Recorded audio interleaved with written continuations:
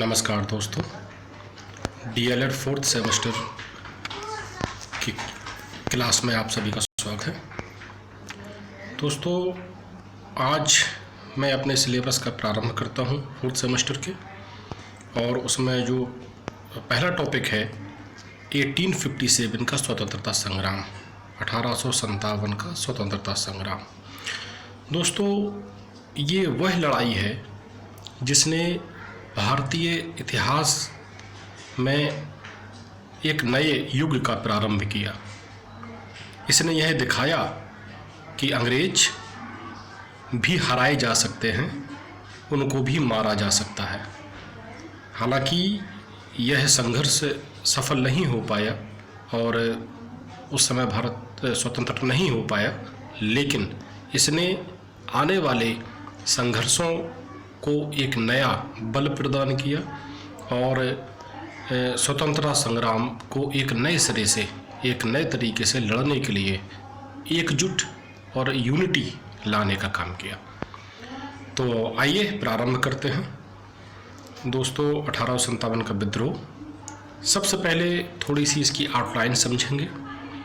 1857 clear है कि 1857 में ये लड़ाई लड़ी गई थी, और स्वतंत्रता संग्राम इसलिए कहते हैं क्योंकि आज़ादी प्राप्त करने की यह अंग्रेज़ों के खिलाफ बड़े पैमाने पर प्रथम लड़ाई थी।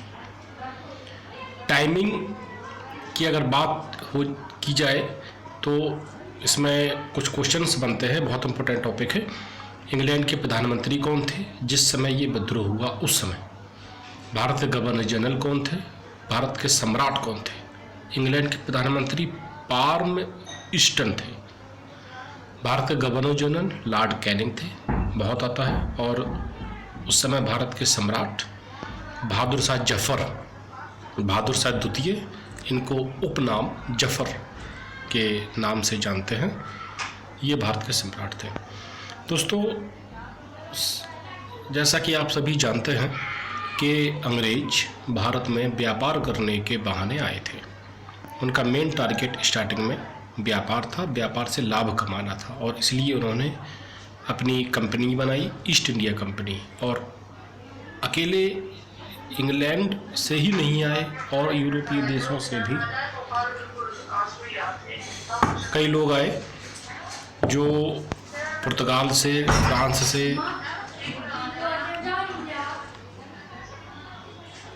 इंग्लैंड से, स्विट्ज़रलैंड से, डेनमार्क से, ये यहाँ से भी आए और ये सभी व्यापार करने लगे। एक समय ऐसा आया जब इन सभी यूरोपीय कंपनियों के व्यापारिक एकाधिकार पर अंग्रेज़ों का कब्जा हो गया, और धीरे धीरे अंग्रेज़ों को ये लगने लगा कि अब हमें भारतीय राजनीति में अपना हस्तक्षेप करना चाहिए और भारत में अपना राज स्थापित करना चाहिए। इसलिए दोस्तों, इन्होंने भारतीय राजाओं में फूट डालो और राज करो की नीति अपनाई, और धीरे धीरे एक एक करके पहले बंगाल, फिर मैसूर, फिर पंजाब, इस तरह से ढेर सारे राज्यों को इन्होंने जीतने का प्रयास किया और जीत भी लिया। तो 1857 तक आते आते लगभग पूरे भारत पर इनका कब्जा हो गया। एक छत्र इनका राज था, इन्हीं के नियम कानून थे, इन्हीं के रूलिंग थी। गवर्नर जनरल आते थे, वो अपने हिसाब से अपने हित के लिए और ज़्यादा से ज़्यादा लाभ कमाने के लिए भारतीय भूमि का और भारतीय लोगों का यूज़ करते थे। सबसे पहले हम बात करते हैं इसके कंटेंट की, कि इसका कंटेंट क्या था। देखिए, अभी मैंने बताया कि ये पहली इतने बड़े पैमाने पर लड़ी गई लड़ाई थी अंग्रेज़ों से। तो अंग्रेज़ों को इस समझ में ही नहीं आया कि ये हुआ क्या। वो एक जगह जाते तो दूसरी जगह विद्रोह हो जाता, वो वहाँ पहुँचते तो तीसरी जगह हो जाता। लगभग पूरा उत्तर भारत पर ये लड़ाई अंग्रेज़ों से कंटिन्यू हो गई थी। इसलिए इसका जो कंटेंट है, स्वरूप है, उसके बारे में मतभेद है। अंग्रेज इसको क्रिटिसाइज़ करते हैं, बुरा भला कहते हैं कि ये लड़ाई नहीं होनी चाहिए थी, और जो भारतीय इतिहासकार हैं उन्होंने इस लड़ाई को एक इंडियन स्ट्रगल का नाम दिया, एक नेशनल रिवेलियन का नाम दिया। देखते हैं सैनिक विद्रोह। चूंकि सेना ने विद्रोह किया था, सेना ही इसमें ज़्यादा इन्वॉल्वेशन था सेना का, इसलिए इसको सैनिक विद्रोह कहा जाता है। किसने कहा? 2-3 लोग हैं, लॉरेंस, सीले, TR होम्स एट्सेट्रा। ये सारे जो कंटेंट हैं ये पूछे जाते हैं, एग्ज़ाम में आते हैं, GS के एग्ज़ाम में भी आते हैं, DLED में भी आते हैं, हर जगह सभी जगह आपको मिलेंगे। ये ऐसा टॉपिक है जो GS का बेहद महत्वपूर्ण टॉपिक है। नंबर दूसरा, हिंदू मुस्लिम षड्यंत्र। ये किसने कहा? जेम्स आउट्रम प्लस टेलर, 2 लोग थे। इस 1857 के विद्रोह में हिंदू और मुस्लिम दोनों लोगों ने समान रूप से एक साथ मिलकर अंग्रेजों से लड़ाई लड़ी थी, इसलिए अंग्रेजों ने इसको क्रिटिसाइज किया और उसको षड्यंत्र का नाम दे दिया। राष्ट्रीय विद्रोह, राष्ट्रीय विद्रोह था, एक ने कहा डिज़रेली, और एक भारतीय भी हैं जिन्होंने राष्ट्रीय विद्रोह का, वो थे अशोक मेहता। और अशोक मेहता ने अपनी किताब लिखी द ग्रेट रिवेलियन, ब्रैकेट में लिखा हुआ है द ग्रेट रिवेलियन। इसमें इन्होंने इस संघर्ष को राष्ट्रीय विद्रोह का नाम दिया। सुनियोजित स्वतंत्रता संग्राम यानी प्री प्लान्ड इंडियन स्ट्रगल, किसने कहा? BD सावरकर ने कहा। विनायक दामोदर सावरकर, बहुत फेमस नाम है इंडियन पॉलिटिक्स में। इन्होंने एक किताब लिखी the Indian bar of 1857, Bharat का स्वतंत्रता संग्राम 1857। बहुत इम्पोर्टेंट टॉपिक है, बहुत इम्पोर्टेंट ये किताब है। इन्होंने कहा कि प्री प्लान्ड था, सब कुछ पहले से तैयार थी, सारी तैयारियां थी, और इसीलिए वो संघर्ष हुआ।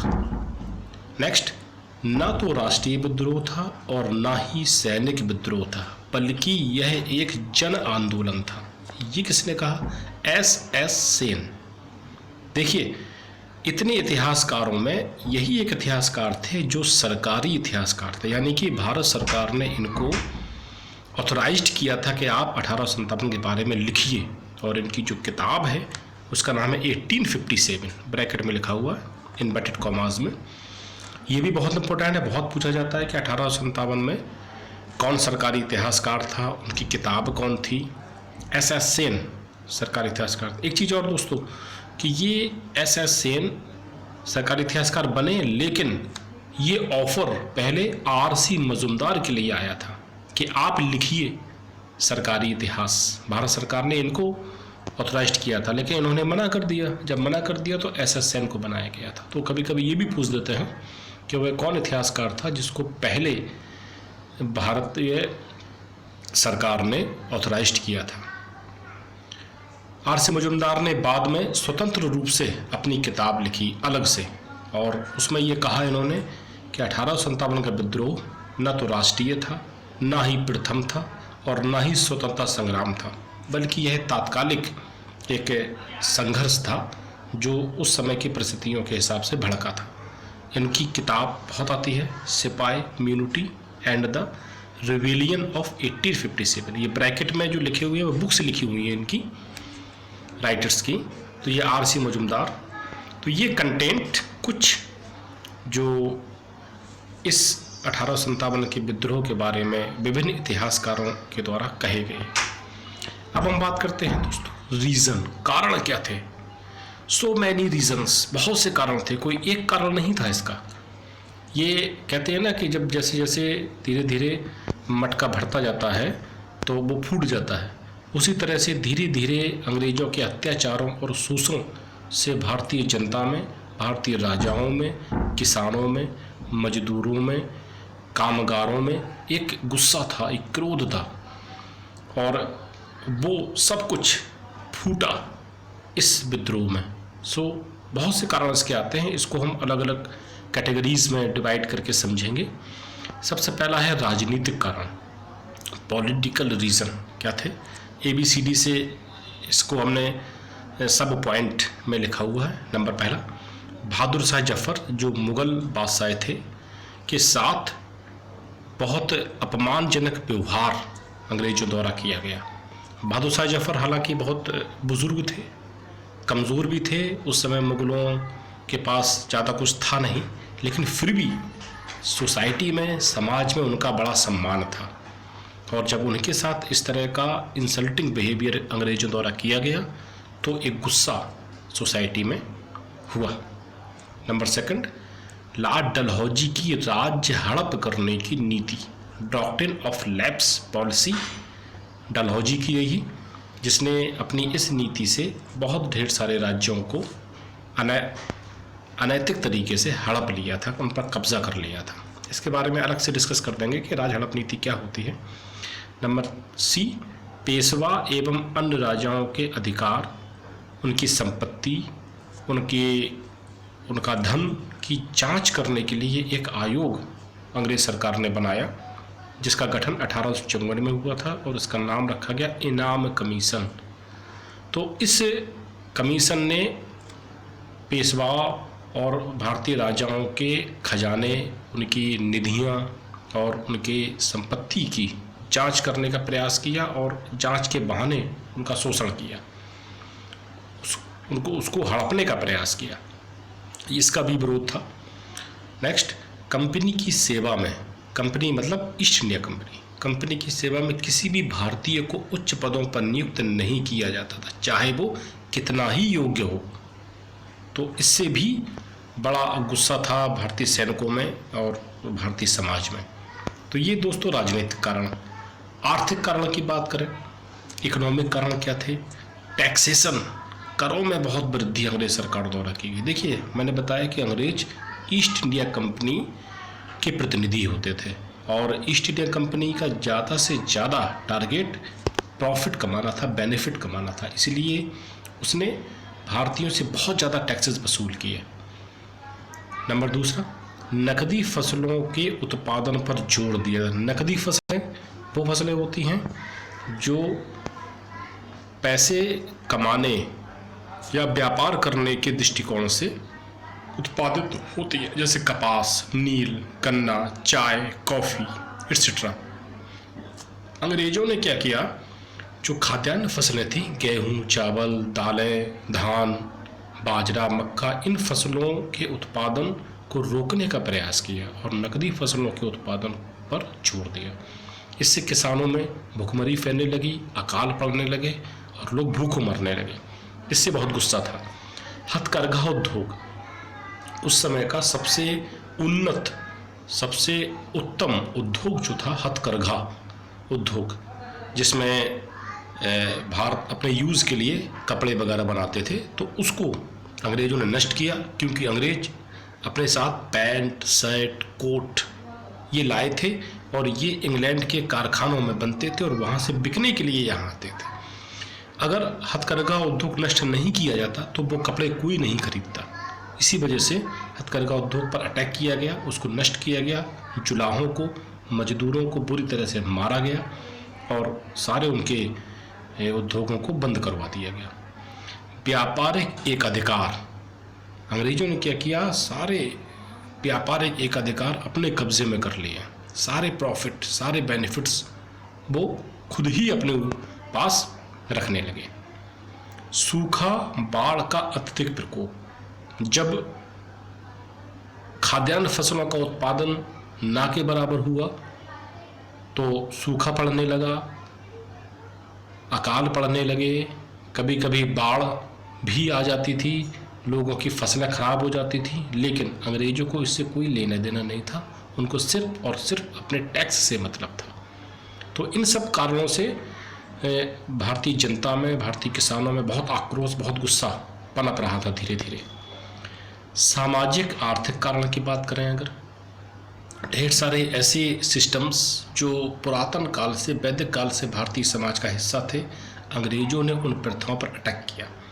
सती प्रथा, बाल विवाह प्रथा बंद कर दी गई, विधवाओं का पुनः विवाह होने लगा। हालांकि आज के दृष्टिकोण से हम देखें तो ये सही है, इन पर रोक लगनी चाहिए, लेकिन उस समय के दृष्टिकोण से ये माना गया कि अंग्रेज हमारे धर्म को भ्रष्ट कर रहे हैं, हमारे धर्म में इंटरफेयर कर रहे हैं। इसी वजह से इसका विरोध हुआ। ईसाई धर्म का बहुत ज़्यादा प्रचार प्रसार किया गया। सैनिकों को जातिगत चिन्हों के प्रयोग की मनाही की गई। जैसे अगर कोई मुस्लिम सैनिक है तो उसको दाढ़ी रखने पर मनाही थी, अगर कोई हिंदू सैनिक है तो वो पगड़ी नहीं बांध सकता था, तिलक नहीं लगा सकता था।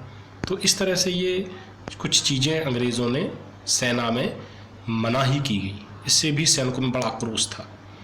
और सबसे लास्ट है दोस्तों तात्कालिक कारण।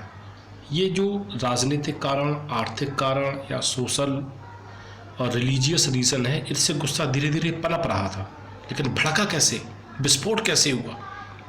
तात्कालिक कारण से हुआ। क्या हुआ दोस्तों? 1856 में अंग्रेज़ों ने सेना में यूज़ होने वाली राइफल, जिसका नाम ब्राउन बैस था, उसके स्थान पर एक नई राइफल का यूज़ किया, जिसका नाम रखा गया न्यू इनफील्ड राइफल। इसमें जो कारतूस थे, कारतूसों की जो सील होती थी वो इतनी टाइट होती थी कि वो हाथ से आप नहीं खोल सकते थे उसको। उसके लिए बहुत ताकत, बहुत पावर की ज़रूरत थी, इसलिए सैनिक उसको मुंह से खोलते थे।